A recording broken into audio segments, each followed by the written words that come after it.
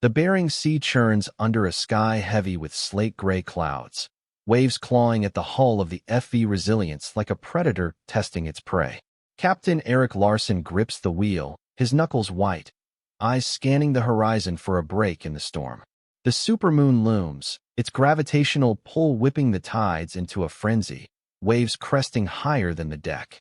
"Hold fast," he bellows into the radio, his voice barely cutting through the howl of wind. Below deck, the crew, Greenhorn Tommy, veteran deckhand Mike, and engineer Sarah, brace against the lurching boat, their faces etched with exhaustion and fear.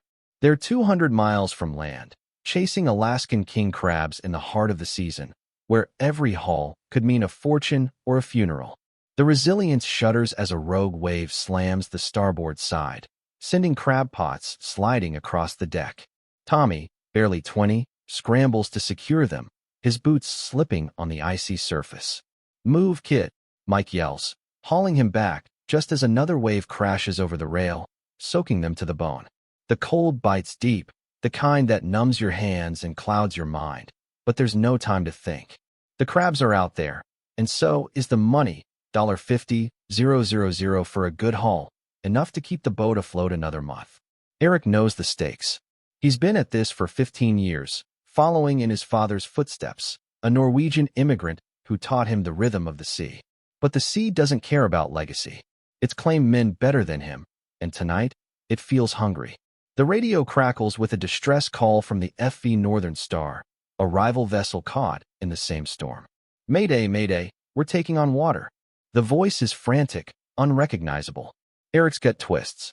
He knows their captain, Jake Morrow, a friend from his early days. Jake's got a wife and 2 kids back in Dutch Harbor, same as Eric. He hesitates, then barks orders to redirect the Resilience toward the signal. "We're not losing another one," he mutters, more to himself than the crew. The decision weighs heavy. Every minute off the crab grounds costs thousands, and the bank's already breathing down his neck. But out here, you don't abandon a brother. The crew doesn't argue, though Tommy's eyes are wide with panic. He's heard the stories. 80 times the death rate of a desk job. Men swept overboard, crushed by pots, or lost to hypothermia. Sarah, the engineer, keeps the engines roaring, her hands steady despite the sleep deprivation gnawing at her.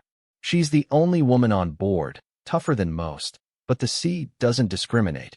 It'll break anyone who falters.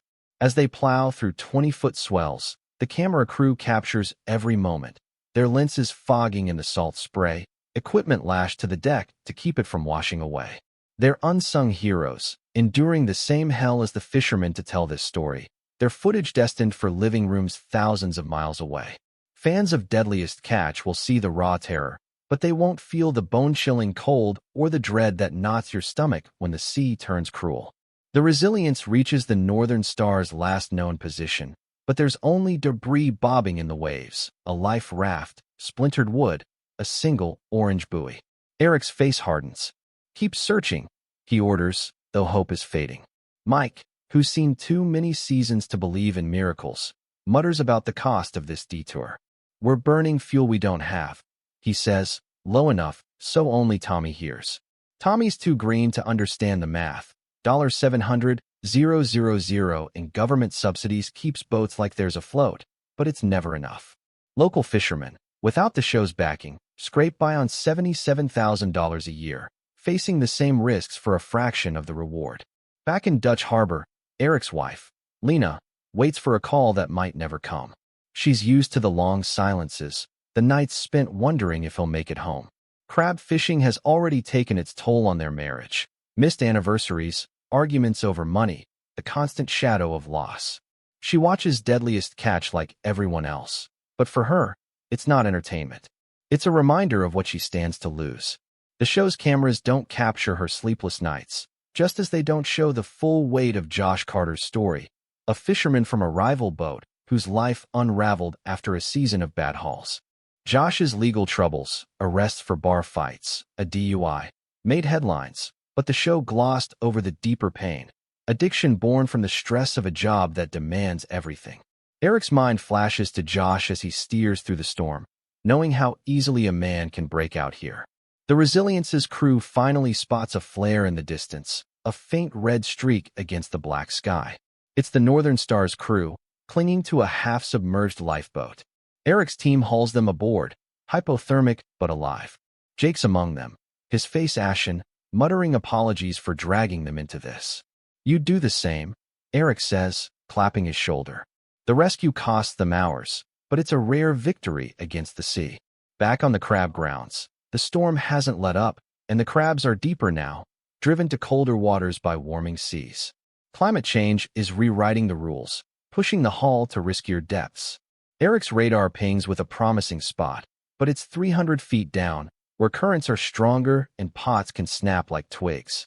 He takes the gamble, knowing a single good haul could save the season. The crew sets to work, dropping 800-pound pots into the abyss, each one a $5,000 investment that could come up empty.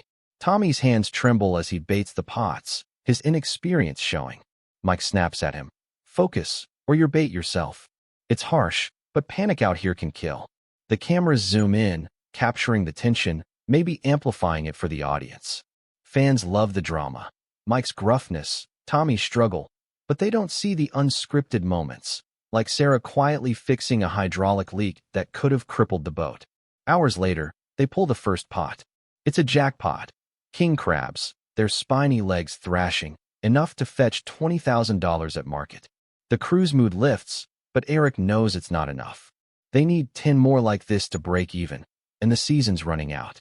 The camera crew, drenched and shivering, keeps rolling, their footage destined to be edited with dramatic music and close-ups of crashing waves.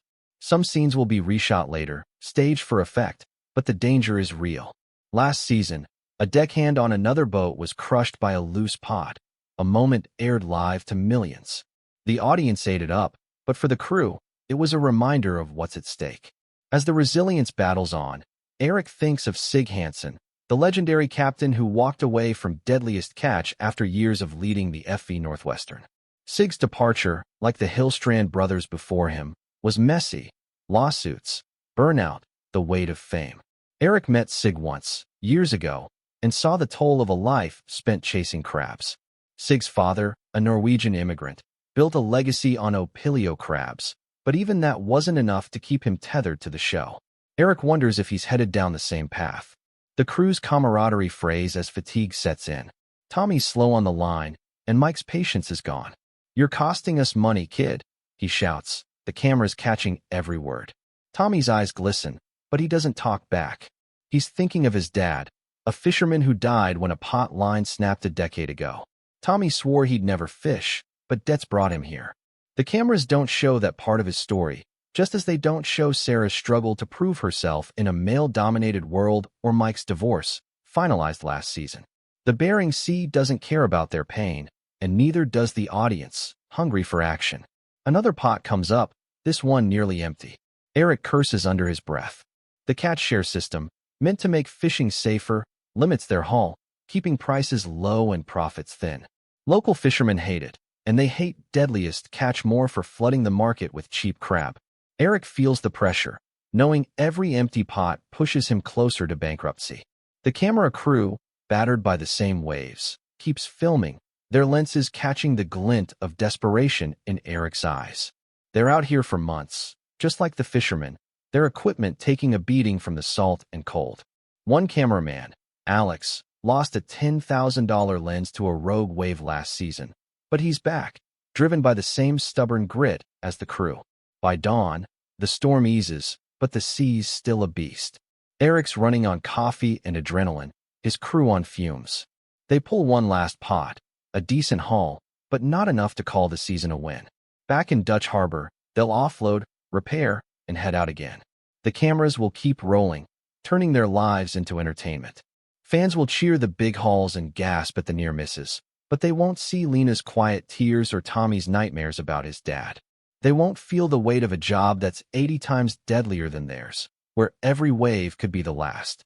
As the resilience cuts through the gray dawn, Eric spots a whale breaching in the distance, a rare moment of beauty in this brutal world. He doesn't smile, but he takes it as a sign to keep going. The sea gives, and the sea takes. For now, they're still here, chasing crabs, chasing survival, while the cameras capture it all for a world that'll never truly understand.